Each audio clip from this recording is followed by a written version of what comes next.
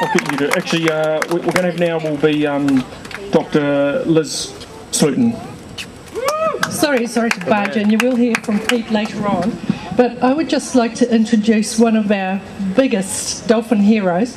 This is Jim Anderton, who just so happened to be hopping out of a cab here. I didn't know he was going to. Go, Jim.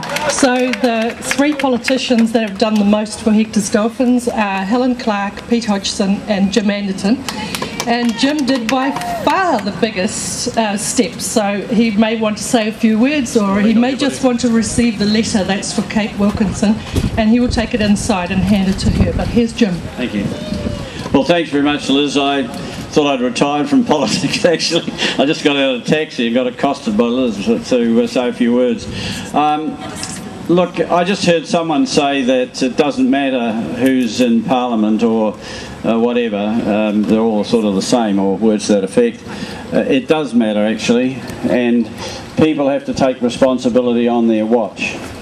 And Helen Clark and I decided that on our watch, the Hector's dolphins and other species that were in danger were going to be protected, and if the industries involved, like the fishing industry, didn't do it voluntarily, then they would be regulated to do it. And in the end they were. They're not an easy industry to work with, I can assure you. They're not all bad, but boy, there's some there who don't seem to care about sustainability. I used to say to them, if you don't care about sustainability, then the utilisation of the fishery is irrelevant, because there won't be any fish left for you to catch. And some of them got that message, others didn't.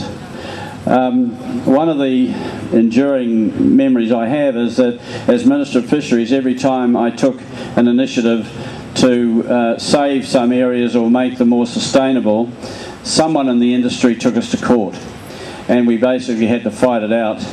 And it was an uneven battle, because the legislation was not as clear as it should have been or was meant to be.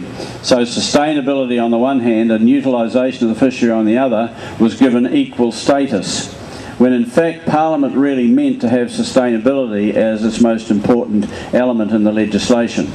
If there's one thing you can fight for, which I did, and I have to say, and I don't mind saying it publicly, the really biggest disappointment in this area to me was the Maui party, who would not actually support the sustainability of the fisheries and the change in the legislation to ensure it. And I'd always heard Peter Sharples and others say about how Maoris were conservationist minded and all the rest of it, but they were overwhelmed by the fact that 40% of the fishery is owned by Maori fisheries now, and basically they were held to account by that industry grouping, unfortunately. So it does make a difference. You do need support inside this place. You do need the law changed. The law needs to be changed to make sustainability our number one priority. And New Zealand internationally is acting hypocritically, actually, because we sign up to an international agreement on sustainability, but we don't actually have sustainability as the number one issue in our legislation, and we should. So as soon as we can get that done, the better. So thank you very much, and good wishes. Actually, don't go away yet, Jim. Just need you for 30 seconds more. There's the letter here. We would like you to accost Kate Wilkinson in the chamber somewhere and present this letter on our behalf. Would be fantastic. I was involved in the threat management plan process and the protection that you brought in your time in government, in the last Labour-led government, and I'd like to say on behalf of all of us, thanks for that effort.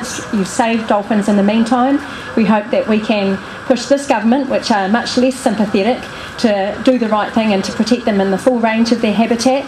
But the leadership that you showed to protect those dolphins was something that we really appreciate, and we do appreciate you passing on the letter and also the visual petitions that represent tens of thousands of people from around New Zealand and around the world who are watching us to see what we'll do now to ensure that these dolphins can survive for the future. So thank you very much.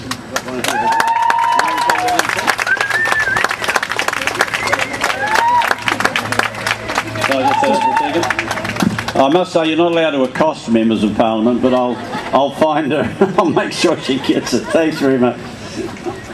Thanks very much, Jim.